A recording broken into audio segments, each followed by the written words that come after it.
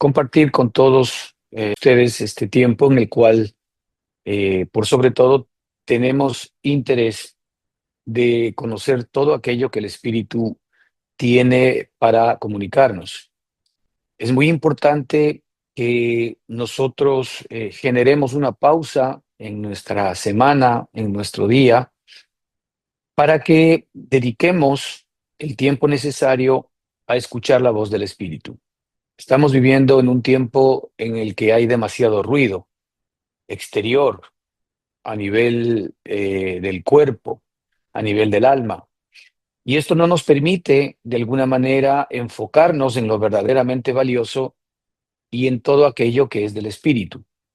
Y es por eso tan importante el que la manera en que nosotros vamos a poder escuchar el Espíritu es apagando los ruidos que están a nuestro alrededor. Cuando nuestra alma está muy activa, cuando nuestra mente que trabaja independiente de Dios, que piensa independiente de Dios, que piensa independiente del Espíritu, que piensa independiente del Padre, tiene su propia hoja de ruta, tiene su propia agenda, ciertamente habla mucho, hace demasiado ruido y no permite el que nosotros podamos escuchar al Espíritu. Nosotros necesitamos efectivamente bajar el volumen, digamos, de nuestra mente, nuestras emociones, nuestra voluntad y todas las cosas externas para que podamos escuchar la voz del Espíritu y para que esa voz tenga como propósito ciertamente el impartirnos vida. Y al impartirnos vida, lo que esa voz hace es la palabra viva de nuestro Señor y Salvador Jesucristo, forma a Cristo dentro de todos y cada uno de nosotros. No olvidemos que el propósito central del Señor, al haber puesto su espíritu dentro de todos y cada uno de nosotros, es que el carácter de Cristo sea formado en nosotros. ¿Cómo nosotros conocemos al Señor? Sino a través de que Él vaya apareciendo dentro de nosotros. Él va apareciendo en nuestra alma. Él va apareciendo como ese carácter precioso que es amor, gozo, paz, paciencia, benignidad, bondad, fe, mansedumbre, templanza, dominio propio. Nosotros podemos entender las cosas que tienen que ver con el cuerpo porque experimentamos el cuerpo, porque vivimos el cuerpo. Nosotros podemos discernir y comprender ciertas cosas que son del alma, porque vivimos el alma, porque experimentamos el alma. Pero si nosotros no tenemos del espíritu, no vamos a poder percibir las cosas que son del espíritu, porque para poder percibir las cosas del espíritu, nosotros necesitamos que nuestro discernimiento espiritual se fortalezca. Y allí es donde hay muchos ejercicios permanentes y continuos que alimentan ese discernimiento. Y uno de estos es ciertamente el meditar permanente del Señor. La palabra que nos ha sido legada como sustancia, ¿verdad? A través de la propia Escritura. Y es por esto importante que nosotros demos tiempo a la Escritura, demos tiempo a la meditación en la Escritura y demos tiempo a poder escuchar el Espíritu dentro de todos y cada uno de nosotros. Porque la base, ¿verdad?, de comunicación, la base de discernimiento, la base de entendimiento de nuestro espíritu es todo lo que nosotros vamos recibiendo de Cristo. Es decir, es todo el conocimiento, todo el entendimiento, toda la revelación que nosotros vamos recibiendo de Cristo. En la medida en que nosotros alimentamos nuestro espíritu de Cristo, ese nivel de discernimiento, ese nivel de capacidad de amor, de gozo, de paz, de paciencia, de todo lo que Cristo es, se va a ir incrementando dentro de todos y cada uno de nosotros. Y el Señor lo que busca justamente es que nosotros nos volvamos al Espíritu para que comencemos a ser renovados en nuestra mente. En la analogía que nosotros vemos en el pueblo de Israel cuando fue rescatado de Egipto, ¿verdad? Ciertamente nosotros sabemos que el fin de Israel era ir a la tierra prometida.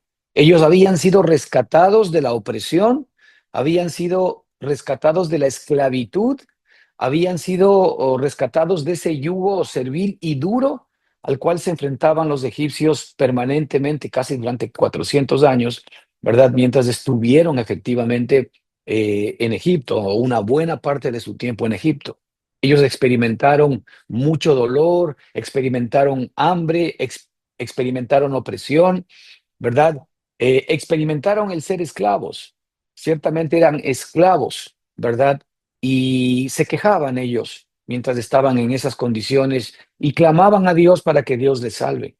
Cuando Dios los salva, cuando Dios efectivamente saca al pueblo de Israel de Egipto, el pueblo de Israel, a pesar de que era libre ya del yugo de Faraón, a pesar de que habían sido rescatados sin que se dispare ciertamente una sola flecha, ¿verdad? Un solo dardo había sido disparado, sino que el poder de Dios, a través de las famosas 7 plagas de Egipto, ¿verdad? Lo que hizo fue efectivamente torcer el brazo del pueblo egipcio y de Faraón, y dejaron ir libres a el pueblo de Israel. Pero el pueblo de Israel ha sido libre en el cuerpo de la esclavitud en la cual ellos se encontraban. Sin embargo, ellos seguían siendo esclavos a pesar de que habían sido libertados, porque tenían una esclavitud mental.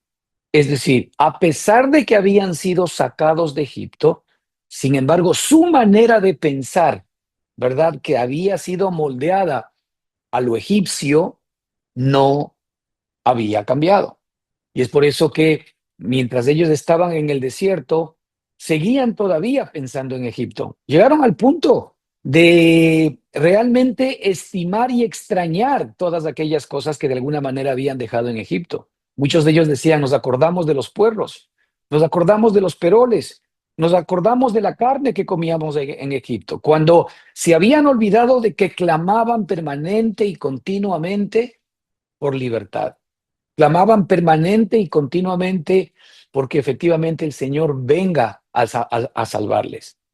Y cuando esa salvación se había efectuado, ahora ellos seguían con una mentalidad esclava, con una mentalidad, ¿verdad?, en donde todavía seguían viendo los bienes de Egipto en lugar de comenzar a ver efectivamente la tierra prometida a la cual estaban siendo guiados por el Espíritu de Dios.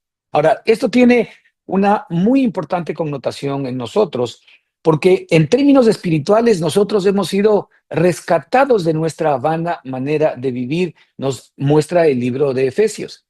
Y también la Escritura nos muestra que nosotros hemos sido libertados de la potestad de las tinieblas y hemos sido introducidos en el reino de su amado Hijo Jesucristo. Es decir, nuestro opresor, Satanás, el mundo y la carne, que eran aliados estratégicos y herramientas utilizadas en contra de que nosotros efectivamente podamos venir al diseño original de Dios, al diseño para el cual Él nos creó, el diseño sobre el cual Dios nos creó es Cristo, la maqueta principal que el Señor creó cuando dijo hagamos al hombre a nuestra imagen y semejanza, era Cristo. En el Señor estaba efectivamente la arquitectura de Cristo para ti y para mí, la ingeniería de Cristo, la ingeniería espiritual, la ingeniería divina de Cristo para ti y para mí, efectivamente estaba así determinada y así diseñada. Y ahora el Señor, cuando efectivamente nos libra a nosotros del presente siglo malo, sin embargo, al igual que el pueblo egipcio, mientras estamos caminando hacia ese encontrarnos con nuestra tierra prometida, que es Jesucristo, nosotros todavía seguimos, ¿verdad?, con una mentalidad de esclavitud y seguimos con una mentalidad en donde todavía nuestra mente está puesta en Satanás, en el mundo y en nuestra carne. Y de esto es lo que el Señor ciertamente quiere que nosotros nos libremos. Porque si es que nosotros no renovamos nuestro entendimiento, nuestra manera de vivir va a seguir siendo exactamente la misma de la que posiblemente teníamos en Egipto. O vamos a comenzar a ver muy pocos avances, ¿verdad?, en este crecimiento espiritual en el cual todos y cada uno de nosotros estamos. De ahí que es tan importante el que nosotros tengamos que discernir, ¿verdad? Y estar dándole tiempo. No nos podemos cansar de decirlo, porque es algo que la propia Escritura nos conmina a que estemos permanente y continuamente buscando al Señor por medio de la Escritura, que estemos nosotros meditando en la palabra del Señor. El jueves pasado estábamos utilizando la analogía, ¿verdad?, de los animales como rumiadores, como una vaca, como un toro, que normalmente pues meten muchísima cantidad, ¿no es cierto?, de alimento en sus estómagos para que después de que esos estómagos estén llenos, recién comienzan a rumiar todo lo que se han introducido. ¿Para qué? Para que se convierta, ¿verdad?, en sustancia, para que los nutrientes, ¿verdad?, para que las proteínas de ese alimento se conviertan en vida para el animal.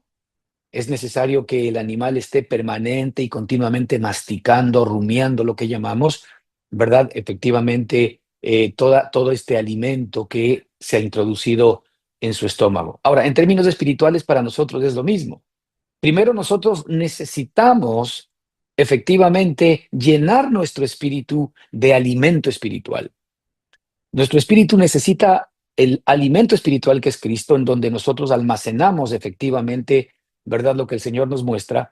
Pero sin embargo hay un proceso, ¿verdad?, mental, hay un proceso en el cual nosotros requerimos tomar aquello que nos ha impactado, aquella revelación que el Señor nos ha dado por medio de la Escritura, aquello que realmente está llamando la atención para nuestra vida, para comenzar a masticar, para comenzar a rumear esa palabra viva del Señor y comenzar a extraer, ¿verdad?, efectivamente todas las riquezas que el Señor tiene previstas para nosotros en su maravillosa palabra.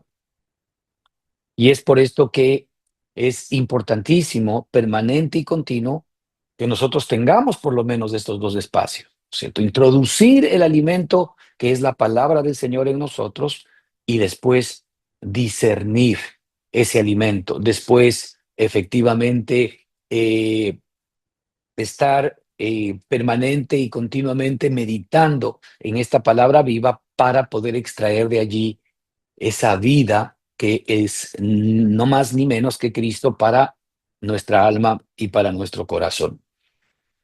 En este contexto, por ejemplo, nosotros hoy queremos repasar en el Salmo 3, cuando vemos efectivamente que David está en una situación muy difícil. David está en una lucha muy potente, muy fuerte, interna y externa, por cuanto su hijo Absalón se había realmente levantado contra él, y Absalón venía con un grupo de disidentes a tomar Jerusalén, y Absalón pues fue a Jerusalén, ¿verdad?, para poder desterrar y destronar a su padre, y David huyó. David salió de Jerusalén con un grupo y con una parte del ejército huyendo de su propio hijo. Y él estaba muy adolorido, no solamente porque se trataba de un golpe militar hacia él, sino porque se trataba de su propio hijo. No era un golpe militar cualquiera, ¿verdad? Simple y sencillamente se trataba de que su propio hijo Absalón, al cual él amaba y quería, ciertamente se había levantado contra él. Y ciertamente con Absalón, pues mucha gente fiel, ¿verdad?, que había confesado su fidelidad a el rey David, se habían también de alguna manera sublevado y se habían puesto del lado de Absalón para poder realmente quitar el trono a David. Y en este contexto, él escribe el Salmo 3, ¿verdad? Un salmo en el cual él está siendo perseguido, un salmo en el cual él está realmente siendo traicionado. Él está en una lucha en la que su vida corre peligro, en la que su reino corre peligro y en la que efectivamente toda la gloria de David, ¿verdad?, que tuvo por años en Israel, de alguna manera se estaba desvaneciendo. Entonces él estaba golpeado. Él se encontraba en una circunstancia de dolor, ¿verdad? Y efectivamente aquí en este salmo lo que nosotros vamos a ver de alguna manera, por lo que el Espíritu nos muestre, es cómo efectivamente nosotros en circunstancias, en términos espirituales, que efectivamente vamos a tener persecución, que ahora mismo podamos estar inestables, ahora mismo podamos estar ciertamente, ¿verdad?, con muchos adversarios internos que no nos permiten el que tengamos acceso a aquello que Cristo ganó para ti y para mí.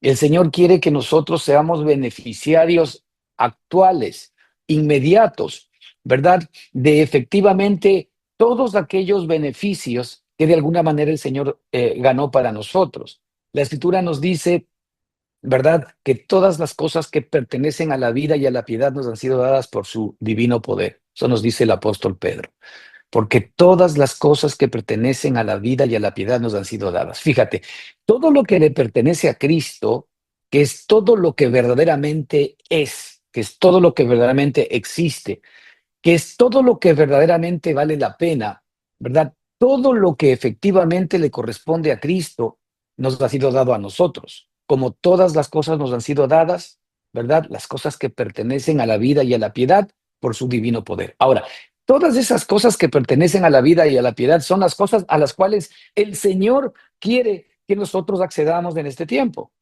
¿verdad? Obviamente esto va a ser un proceso porque lo que pertenece a la vida y a la piedad es tan grande que nosotros no lo podemos comprender ni entender, al punto que discípulos como Juan, que tuvieron una relación maravillosa con el Señor, el discípulo amado, usted recordará, Juan hablaba del discípulo amado y hablaba del mismo. Él cuántas veces estuvo con el Señor Jesucristo.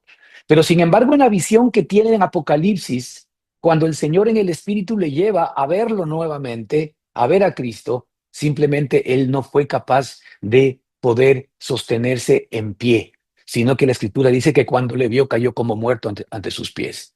Fíjate cuánto no será la gloria de Dios y cuánto no serán las cosas que pertenecen a la vida y a la piedad, que alguien que había estado habituado al Cristo en la carne, que alguien que había visto al Señor Jesucristo en persona, que había visto efectivamente el calibre de su personalidad, de sus milagros, de su poder, de su grandeza, de su sabiduría, ahora que lo ve, ¿verdad? Este Cristo glorificado, ahora que lo ve en gloria, simple y sencillamente, él no es capaz de poderse sostener en pie delante de él. El punto es, cuán valioso o cuán maravilloso o cuán glorioso es todo aquello que pertenece a la vida y a la piedad que el Señor nos ha dado, ¿verdad? Para que nosotros podamos tener acceso a aquello, ¿verdad? Cuán glorioso es que, por supuesto, no hemos tocado ni siquiera un pequeño ápice de toda la gloria del Señor.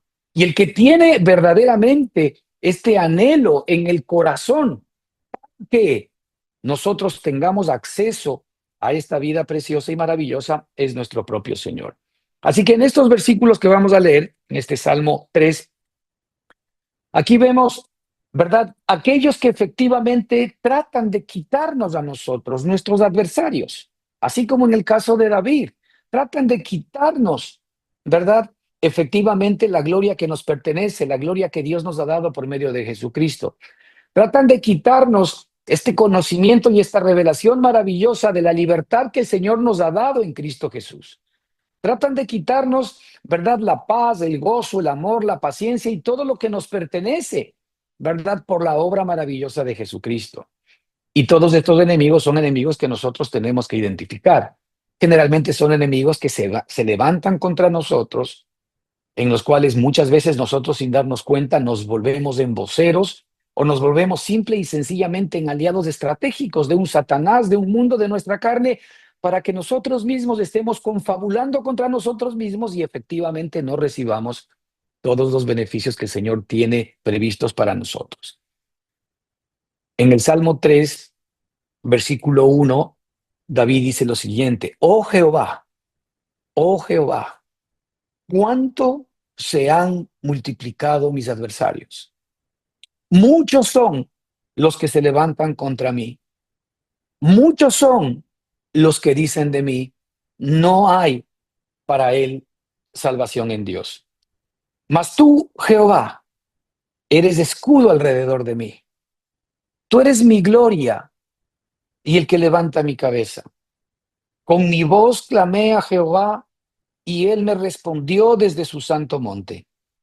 Yo me acosté y dormí y desperté, porque Jehová me sustentaba. No temeré a 10 millares de gente que pusieren sitio contra mí. Levántate, Jehová, sálvame, Dios mío, porque tú heriste a todos mis enemigos en la mejilla. Los dientes de los perversos quebrantaste. La salvación es de Jehová, sobre tu pueblo sea tu bendición. Maravilloso salmo que debería ciertamente alimentar, ¿verdad? Nuestro ser interior permanente y continuamente, específicamente cuando nos encontramos en situaciones y en circunstancias como las que David se encontraba. Nos encontramos nosotros en una sequedad espiritual, nos encontramos en un desierto espiritual, nos encontramos ahora con muchas contradicciones internas en nuestro corazón, mientras la palabra nos muestra quiénes somos en Cristo Jesús, pero sin embargo nuestra realidad grita que somos algo distinto de lo que el Señor nos muestra. Y efectivamente, la idea es como aquí, en este caso, el profeta, porque esto era realmente David, el rey David, ¿verdad? Nos muestra algo muy importante. En medio del dolor, en medio de la insatisfacción, en medio del temor, en medio de la incertidumbre, en medio de la, ¿verdad? Él decide escuchar la voz del Espíritu. Él decide realmente alinearse y enfocarse en lo que Dios es, no en sus circunstancias. A pesar de que él tuvo que salir de Jerusalén, a pesar de que sabía que efectivamente muchos de sus amigos se habían volteado a favor de su hijo, a pesar de que sabía que su propio hijo venía en contra de él. Tenía muchísimas razones realmente para él amargarse la vida, para enfocarse en aquello y de alguna manera inclusive desdecir a Dios y culpar a Dios o reclamar a Dios respecto del por qué él tenía que estar viviendo estas circunstancias. Pero este verso o este salmo, lo primero que muestra es que apenas, ¿verdad? Apenas un versículo, digamos que cuando hablamos del versículo 1 y el versículo 2 son utilizados para enfocarse en el problema. Son enfocados de alguna manera para poner en la mesa el momento difícil y amargo que estaba viviendo Salomón. Pero todos los demás versículos, ¿verdad? Que son 8, es decir, 6 versículos restantes, los utiliza para glorificar a Dios, para discernir en su corazón e internamente, para meditar en lo que Dios es. Los utiliza para comprender y entender que Él nunca está solo, sino que efectivamente Él tiene a Cristo, a Jehová, como su propia vida. No olvidemos que la palabra Jehová, cuando nosotros hacemos una trazabilidad, efectivamente conecta directamente con Cristo.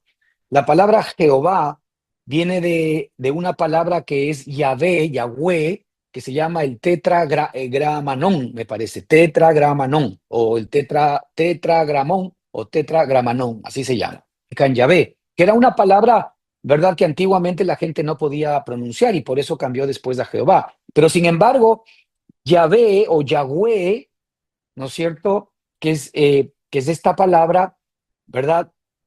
Que significa yo soy el que soy, que significa, ¿verdad? De mí es el que se desprenden todas las cosas, que significa yo soy el que fui, el que soy, el que seré. Es decir, significa la plenitud, significa el comienzo, significa la sustancia de todas las cosas. Esta palabra, ¿verdad? Efectivamente después se traduce en Jehová, sí, en Jehová, ¿verdad? En el hebreo, del arameo, vamos al hebreo, y después de esta palabra, ¿verdad? Jehová se va traduciendo y va tomando sentido porque tiene que ver con que Dios salva, ¿verdad? Efectivamente se la va transmitiendo a Josué, ¿verdad? Y después vemos cómo esta misma palabra termina, ¿verdad?, en la persona de Jesucristo. Es decir, Estamos hablando aquí nosotros de una hoja de ruta, de una madurez en donde Dios nos lleva desde mostrarnos quién es Él hasta que nosotros veamos ciertamente a Jesucristo. Y la idea central aquí es que este rey David, efectivamente aquí habla de Jehová, pero nosotros ahora con una revelación que todavía él no tenía absolutamente como la tenemos nosotros del día de hoy. Ahora podemos hablar de que efectivamente, ¿verdad? Esta hoja de ruta que Dios había trazado, ¿verdad? Para que no sea el inaccesible Jehová, sino que ahora tengamos la capacidad de poder llegar a Él, ¿verdad? Ciertamente como siempre Él quiso, para que hoy podamos nosotros estar en el diseño que Él definió para nosotros, que es que seamos semejantes a Cristo. Nos trajo a Cristo a este mundo y nos dio a Cristo para que por medio de Él hoy ciertamente nosotros tengamos la posibilidad de poder nutrirnos y de poder clamar para que más allá del problema, de la dificultad, de la persecución y de la lucha que podamos tener, nosotros efectivamente internamente podamos escuchar con el oído de nuestro espíritu para en aquellas circunstancias estar conscientes de lo que el Señor es para ti, para mí y de lo que Él tiene para nosotros. Entonces, lo primero, esta lucha grande en el versículo 1 y 2, en donde David dice, oh Jehová, cuánto se han multiplicado mis adversarios. Muchos son los que se levantan contra mí. Muchos son los que dicen de mí, no hay para él salvación en Dios. Y aquí mira que él hace mucho énfasis en muchos adversarios, en muchos son los que se levantan contra mí, y muchos de estos son los que dicen de mí que para mí ya no hay salvación en Dios, que Dios mismo me ha desechado o que sin embargo Dios no es lo suficiente poderoso como para poder realmente darme una mano y sacarme de estas situaciones o de estas circunstancias. Y esto es lo que efectivamente, hermanos, esta lucha espiritual interna que nosotros tenemos, estos muchos adversarios que se levantan, estos muchos adversarios que efectivamente nos persiguen, que se levantan contra nosotros, tienen como fin y fidelidad susurrarnos permanente y continuamente al oído que el problema, la dificultad, la lucha, la circunstancia o los enemigos que de alguna manera nos están persiguiendo son mucho más grandes que lo que Dios es dentro de todos y cada uno de nosotros. Entonces, es muy importante que nosotros, en primer lugar, sepamos que hay desafíos internos. La persecución que nosotros tenemos ahora tiene que ver básicamente con enemigos interiores. Sí, por ahí también puede haber uno que otro exterior que habla mal de nosotros, que nos persigue, que quiere hacernos daño, que quiere tomar lo que no le corresponde, cualquier cosa. Pero sin embargo, en términos espirituales, todos absolutamente estamos luchando, ¿verdad?, contra estos adversarios. La Escritura nos dice claramente en el Nuevo Testamento que vuestro adversario, el diablo, ¿verdad? Efectivamente, ¿qué está buscando? Está como león rugiente, ¿no es cierto?, buscando a quien devorar. Y la Escritura nos dice que, por supuesto, nosotros velemos y oremos para que estemos atentos a a las maquinaciones de Satanás. Porque nosotros tenemos un adversario que por cierto está absolutamente derrotado. Nosotros realmente no luchamos contra, ¿verdad? Contra alguien que está derrotado. Satanás evidentemente es el que quiere librar una batalla contra nosotros, pero él puede hacer algo con nuestra carne. Él no puede hacer nada con, ¿verdad?, el espíritu que el Señor ha puesto dentro de cada uno de nosotros. Lo cierto es que tenemos adversarios dentro de nosotros que se levantan. Estos adversarios tienen que ver con nuestra manera de pensar. Estos adversarios tienen que ver con estos argumentos y estas fortalezas que muchas veces todavía están anidando dentro de nosotros y no nos permiten entrar en esta renovación de nuestro entendimiento para que cambie nuestra manera de vivir. Transformaos por medio de la renovación de vuestro entendimiento, en nuestra alma, en nuestras emociones, en nuestra voluntad, en nuestros propios deseos, en nuestra mente, en nuestra manera de entender, en nuestra manera de comprender. Nosotros tenemos muchos enemigos que se levantan. el desánimo, la tristeza, el dolor, la angustia, la incredulidad, ¿verdad? Tener una perspectiva negativa de incertidumbre de nuestro futuro.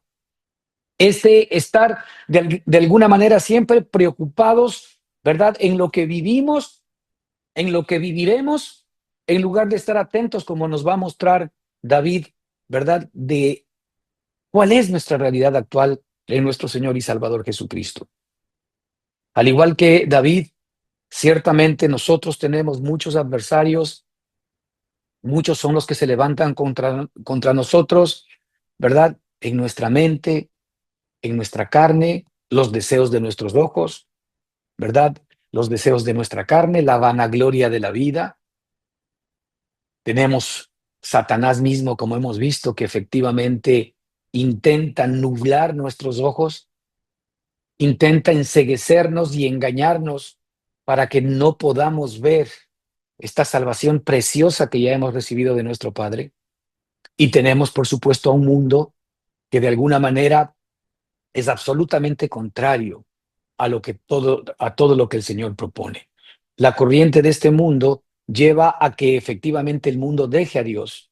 El mundo vea a Dios o vea a Cristo, ¿verdad? Como una suerte de ser retrógrados o una suerte de alguna manera ser todavía tercermundistas, o sea, estar en una perspectiva en la cual ciertamente pues somos como ingenuos. Eso es lo que el mundo de alguna manera inyecta, ¿verdad? Cuando efectivamente nosotros estamos hablando de Cristo, cuando estamos hablando de todas estas cosas. Satanás, el mundo y nuestra carne se constituyen, ¿verdad? En una horda, realmente en una legión de enemigos que de alguna manera son los que están luchando contra nosotros. Y todo esto, de acuerdo al versículo 2, tiene como finalidad el que estos enemigos, ¿verdad? Tienen un mensaje para nosotros, tienen un mensaje de desánimo, tienen un mensaje de quitarnos a nosotros de la posición en la que debemos estar en Cristo Jesús para que no hagamos lo que nos corresponde, como hablamos hace un momento. Mira, no hay para él salvación en Dios. Todas las cosas que de alguna manera nos están desanimando, que están cuestionando el hecho de que si Dios es capaz de hacer algo por mí, que están cuestionando el hecho de que Dios sea poderoso o que verdaderamente Dios tenga la capacidad y el poder para sacarnos adelante. Cualquier cosa que de alguna manera tenga como fin susurrarte esto al oído, efectivamente es parte de ese enemigo que se levanta contra ti y parte de esa estrategia que Satanás tiene preparada para desanimarte, para destruirte y para decirte al oído, mira, Dios no te quiere, Dios no está contento contigo, tú no sirves para nada, tú has sido desechado de parte de Dios, o por el otro lado que te diga simplemente Dios no existe, Dios no es poderoso, Dios no es capaz de poder efectivamente salir a socorrerte o salir a salvarte conforme a lo que tú estarías buscando, conforme a tu esperanza. Muchos son los que dicen de mí, no hay para él salvación en Dios. Eso es lo que efectivamente sentía en su corazón David, porque resulta que el pueblo que se había levantado contra David decían Dios lo abandonó, por eso es que él ya no puede seguir siendo rey. Fíjate, esto es lo que el enemigo desea, que nosotros creamos a las mentiras de que en medio de la prueba, de la lucha, de la persecución, lo primero que veamos o que creamos es que Dios nos ha abandonado. Porque en la medida en que nosotros somos capaces de escuchar ese tipo de voz, en esa misma medida nosotros nos dejamos o nos estamos dejando cooptar, ¿verdad? Por el enemigo, para que finalmente ellos sean los que se expresen y se manifiesten a través de nosotros. Para que ellos sean los que efectivamente a través de nuestra mente, emociones y voluntad, ¿verdad? Puedan efectivamente mostrar su personalidad. ¿De qué? De temor, de miedo, de inseguridad. Todos nuestros temores, todos nuestros miedos, toda nuestra inseguridad, toda nuestra incertidumbre, toda nuestra insatisfacción ciertamente tiene una fuente. La fuente no es Cristo, la fuente no es Dios. La fuente que es Cristo, ¿verdad? Es plenitud. La fuente que es Cristo es perfección. La fuente que es Cristo es ánimo. La gente que es Cristo es fortaleza. La fuente que es Cristo, ¿verdad? Realmente es fe, es ganas, es perseverancia. Es por esto importante, hermanos, que mucho de lo que nosotros, ¿verdad? Podemos estar sintiendo, deseando, experimentando y mostrando a los demás, tienen que ver con el hecho de que hay alguien que está operando dentro de nosotros, que está mostrando lo que es. Nosotros simple y sencillamente nos prestamos para hacer una suerte de vitrina para el Espíritu de Dios o para un espíritu contrario a Dios. Y es por esto que tenemos que discernir en estas cosas. Saber primero que los problemas, las luchas y las persecuciones son parte de lo que Dios mismo nos ha advertido de antemano. En el mundo hallaréis aflicción. En el mundo hallaréis aflicción. El Señor no nos llamó a un tiempo de vacaciones, porque a veces nosotros entendemos y comprendemos que tener una relación con Cristo es que nunca jamás vamos a tener problemas, nunca jamás vamos a tener dificultades y efectivamente ya no deberíamos tener nosotros, ¿no es cierto?, estos tipos de persecución, de escasez que teníamos antes. Nada.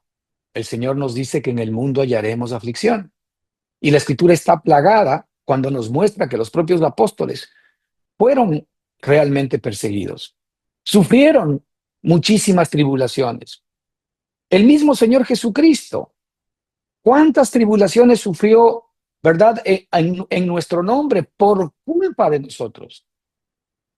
Él llegó a morir aún en la cruz del Calvario sin tener ninguna responsabilidad de los pecados nuestros. Sin embargo, Él murió en la cruz para que se le imputen a Él todas nuestras maldades, todos nuestros pecados, todas nuestras contradicciones, toda nuestra enemistad, ciertamente con nuestro Padre. Así que no podemos nosotros prestarnos para ser ciertamente una vitrina de la maldad, del pecado y del desánimo. De allí que una de las primeras preguntas que deberíamos hacernos nosotros es: ¿a quién estoy prestando mi yo? ¿A quién estoy prestando mi ser? ¿A quién estoy prestando mi persona para que se manifieste en mí? Si yo dejo que efectivamente la tribulación, la angustia, el problema sean las que tomen el control de mi propia vida, significa que ciertamente el carácter de Cristo no está necesariamente saliendo a resolver o a plantarse enfrente de estas situaciones o circunstancias, porque las pruebas, las luchas y las dificultades para ti y para mí tienen como propósito el que la vida de Cristo se levante en nosotros. Tienen como propósito el que Cristo sea revelado en nosotros. La propia Escritura nos muestra que a Dios le plació perfeccionar a su Hijo por medio de las aflicciones. Y eso no es ajeno a nosotros, porque a Dios le sigue placiendo el ciertamente perfeccionar a su Hijo. Y no olvidemos que nosotros somos miembros del Hijo, porque Dios tiene un solo Hijo, no tiene muchos hijos, tiene uno solo. Todos nosotros unidos en el único, en el uno. Y por eso dice el mismo Señor Jesucristo: como tú y yo, Padre, somos uno, que ellos sean uno con nosotros.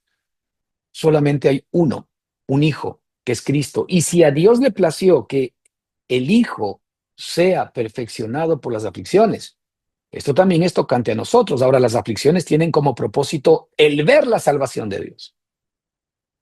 Las persecuciones, las adversidades, tienen como propósito ciertamente el que Dios se levante en nosotros, el que Dios sea visto en todos y cada uno de nosotros.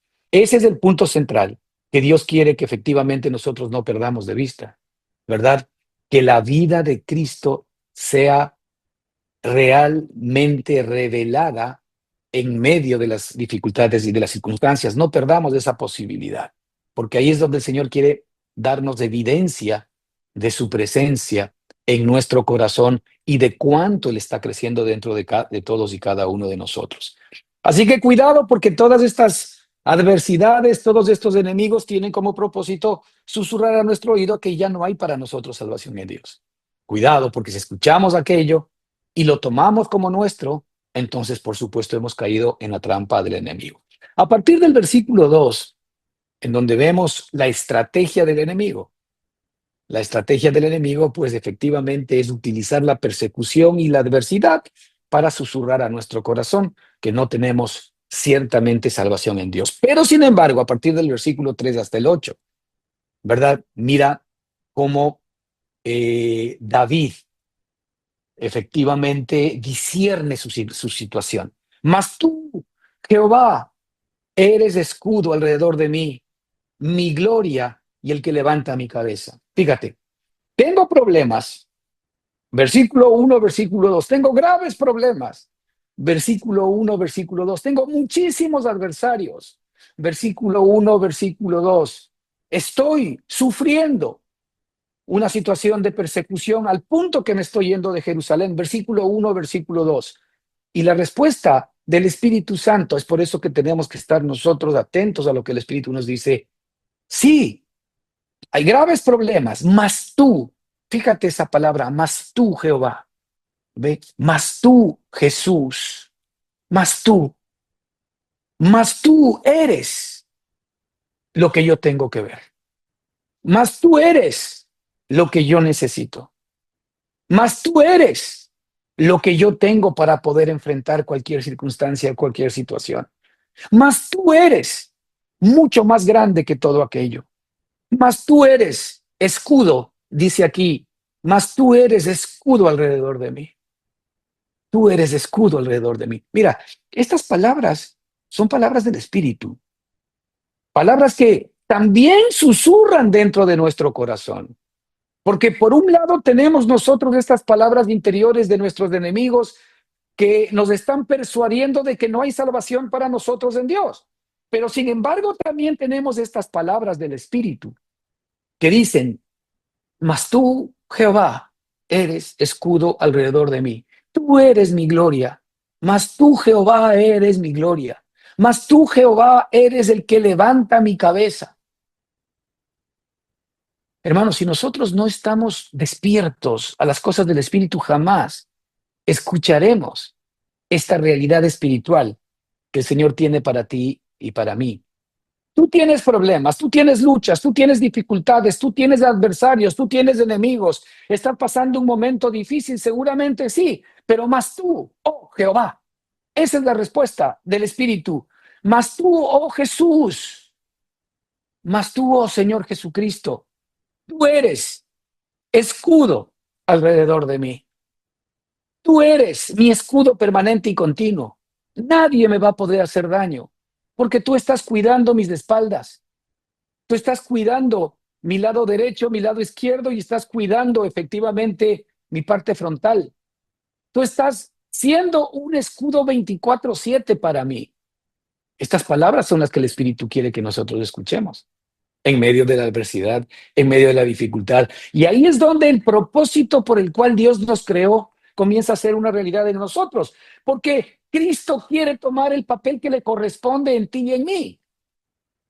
El papel que le corresponde a Cristo en ti y en mí es venir y luchar contra mis adversarios.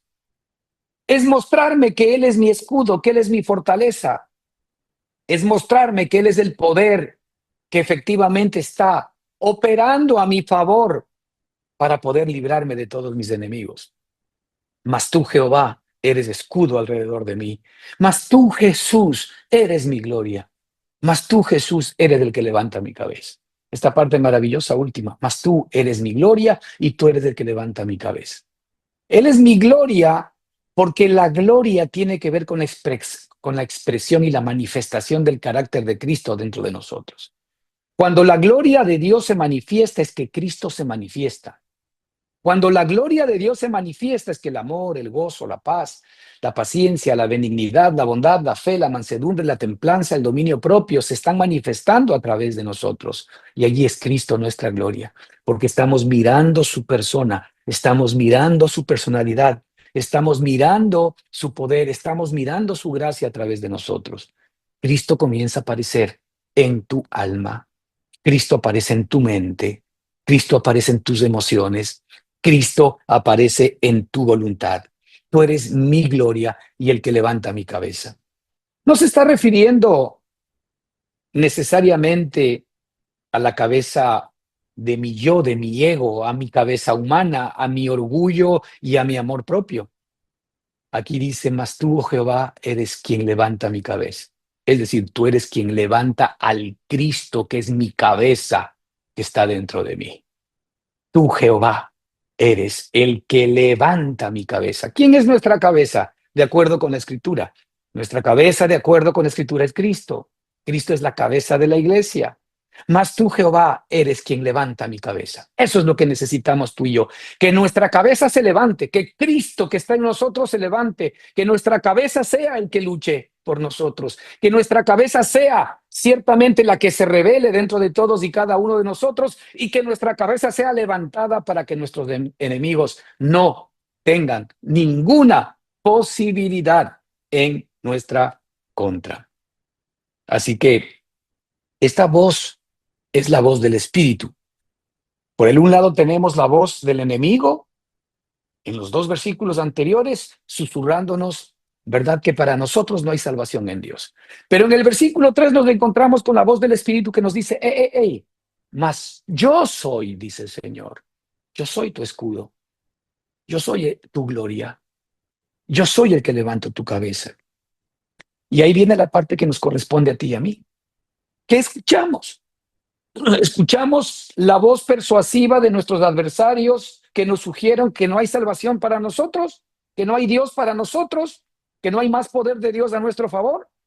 O realmente escuchamos lo que el Espíritu nos tiene que decir, mas tú eres mi cabeza, mas tú eres quien levanta mi cabeza, mas tú eres mi gloria, mas tú eres mi escudo. Fíjate lo que el versículo 4 nos muestra. David decide el entregar su voz física, el entregar su mente. Él decide el entregar su mente y su voz física, inclusive ¿a quién? A Dios, a lo que el Espíritu insinúa, no a lo que está insinuando realmente el adversario, la carne, Satanás del mundo, sino él quiere darle voz, audible inclusive, al Espíritu que está diciendo dentro, mas yo soy todo para ti, yo soy tu gloria, yo soy el que levanto tu cabeza, yo soy escudo alrededor de ti. Y él dice en el versículo 4, con mi voz clamé a Jehová. Ahí está. Es decir, ¿qué hago con mi voz? Yo puedo entregar mi voz a la desesperanza, a la incredulidad, a la tristeza y al dolor. O puedo entregar mi voz al Jehová, al Cristo, que efectivamente está dentro de nosotros. Yo decido. Yo tengo un alma y mi alma decide a quién asirse. Si verdaderamente me aferro al Dios de mi salvación y escucho por el Espíritu lo que Él me tiene que decir, el Espíritu mismo da testimonio a mi espíritu de que yo soy hijo de Dios, y comienzo con mi voz a clamar a Él para que Él venga y haga su parte, o simplemente tomo mi voz y le doy efectivamente sustancia a todo lo malo, a todo lo negativo, y voy haciendo realidad la adversidad en mí y efectivamente todos sus resultados, en lugar de hacer en mí realidad la fe, la paz, la esperanza, más todos sus atributos y todo lo que tiene para ti y para mí. Con mi voz clamé a Jehová y él me respondió desde su santo monte. Hermanos, es infalible. En la medida en que nosotros escuchamos la voz del Espíritu y le damos voz con nuestra propia voz a través de nuestra decisión al Espíritu, entonces es infalible que cuando nosotros clamamos a nuestro Salvador, a nuestro Yahweh, a nuestro Jehová, a nuestro Señor Jesucristo, que es la misma persona, Él me respondió desde su monte santo. No hay opción de que no te responda. Más aún cuando sabemos que su monte santo está hoy radicado en nuestro espíritu. Mi alma clama al Espíritu del Señor por salvación. Mi alma grita y clama al Dios de mi salvación. ¿Dónde está nuestro monte santo? En el Espíritu que el Señor nos dio, en el Espíritu que ahora está vivo dentro de ti y de mí. Entonces, ojo con esto. ¿Voy a prestar mi voz para quién? ¿Para mis enemigos o para mi amigo? ¿Voy a convertirme en vocero de quién? ¿De mis enemigos o de mi amigo? Bueno, aquí nos está mostrando claramente David que a pesar de las adversidades, si yo presto mi voz al Espíritu, ciertamente Él me responde desde su monte alto. Él siempre me va a responder. Porque Él hace honor a su trabajo. Él hace honor a su papel. El papel del Señor es ser nuestro Salvador. El papel del Señor es ser nuestro proveedor. El papel del Señor es ser nuestro sanador. El papel del Señor es ser nuestro consolador. Él ama mostrarse hacia nosotros.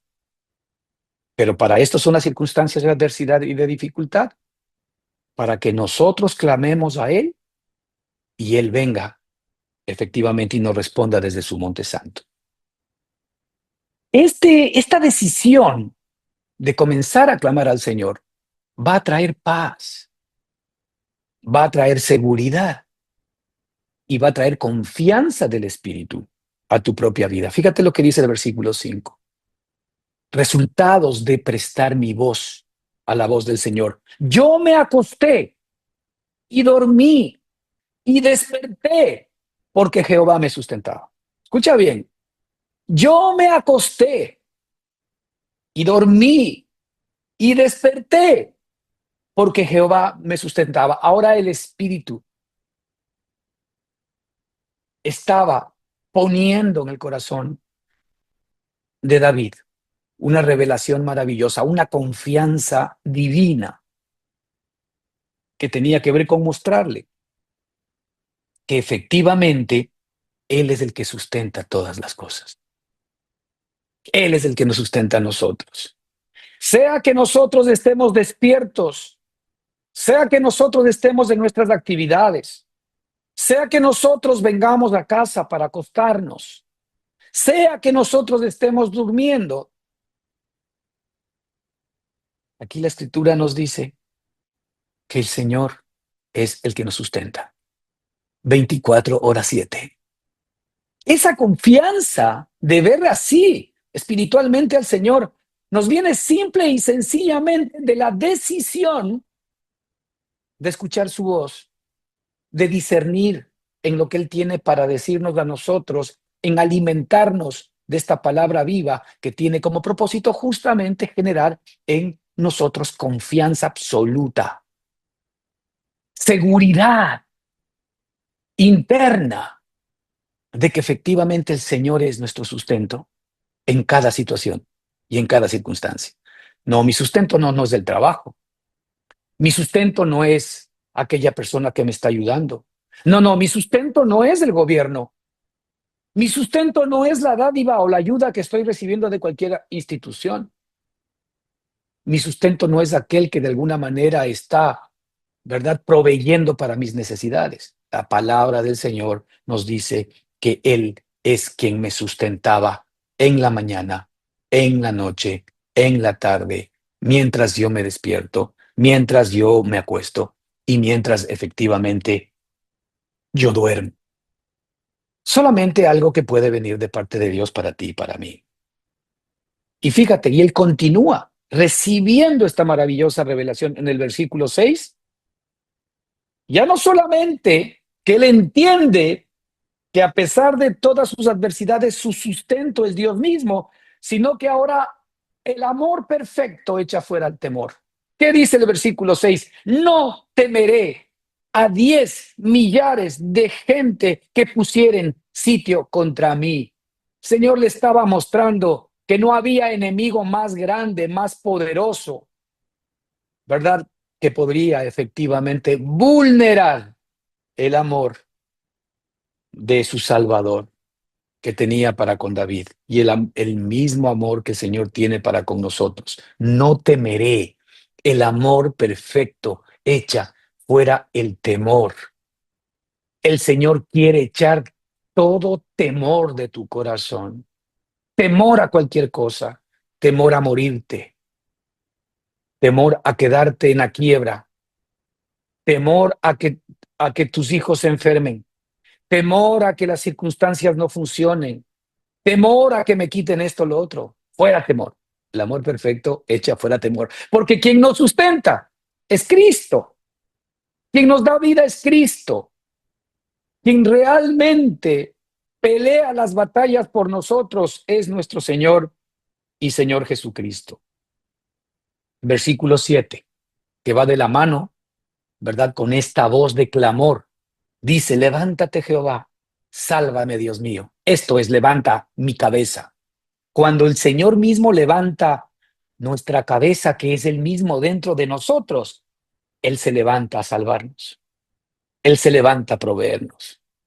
Él se levanta verdaderamente a luchar contra todas aquellas cosas que nos están persiguiendo.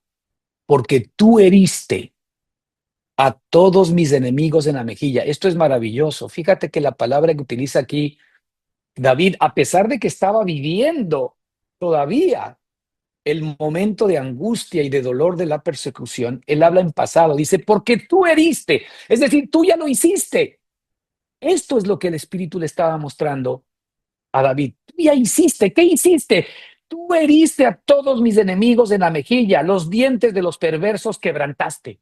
Tú ya lo hiciste. Ya no es un tema de que vayas a hacer, tú ya lo hiciste en tu tiempo eterno, tú ya hiciste, tú perseguiste, tú verdaderamente heriste a todos mis enemigos en la mejilla y tú les quebraste los dientes. Esto es algo que ya veía David en su propio corazón, a pesar de que todavía no ocurría. Ahora, esto para nosotros efectivamente tiene una connotación maravillosa, porque no sé los problemas, las dificultades, los enemigos y las adversidades que se puedan levantar contra mí. Sí sé algo por la escritura y por medio de la fe que el Señor nos da, que Él ya hirió, que Él ya se encargó de mis enemigos, que realmente mi problema principal ya no son aquellas personas o aquellas circunstancias o situaciones que se levanten contra mí, porque el Señor, al ver todo esto en el tiempo y en su eternidad, Él ya hirió, Él verdaderamente quebró los dientes de mis enemigos. Aquí el punto central tiene que ver ciertamente con la confianza que yo tengo en Él, porque tú sustentas todas las cosas, porque tú eres mi salvación, porque tú eres mi sustento. Y Él termina maravillosamente en el versículo 8 dando una declaración que es verdad y que el Señor quiere que efectivamente anide, duerma y haga su habitación en nuestro espíritu. La salvación es de Jehová, de nadie más. La salvación solamente es de Dios. La salvación es de Jesucristo. A Él le pertenece la salvación. Su trabajo es salvar. La salvación es de Él. Yo tengo el problema. Yo tengo que enfrentar la circunstancia, pero Él es el que me sale. Pero Él es el que sale al frente de batalla para pelear por mí. La salvación es de Jehová, sobre tu pueblo sea tu bendición. Tu pueblo, sobre tu pueblo sea tu bendición. Y aquí está hablando de esta bendición maravillosa que hoy tenemos en nosotros mismos, que es la vida de Jesucristo. Sobre tu pueblo sea tu bendición. Tú eres el pueblo de Dios. Por tanto, la bendición de Dios reposa en ti. La bendición de Dios es Cristo morando en tu corazón. La bendición de Dios no es el par de zapatos que te compraste ayer. La bendición de Dios no es la bonita casa que ahora el Señor te da. Esos son beneficios. Esas son cosas que el Señor nos da, pero no les pongamos en la categoría de Jesucristo. La bendición es Cristo. La bendición sea sobre todo tu pueblo porque realmente Jehová es Salvador. Que el Señor les bendiga ricamente. Continuamos la próxima semana. Amén.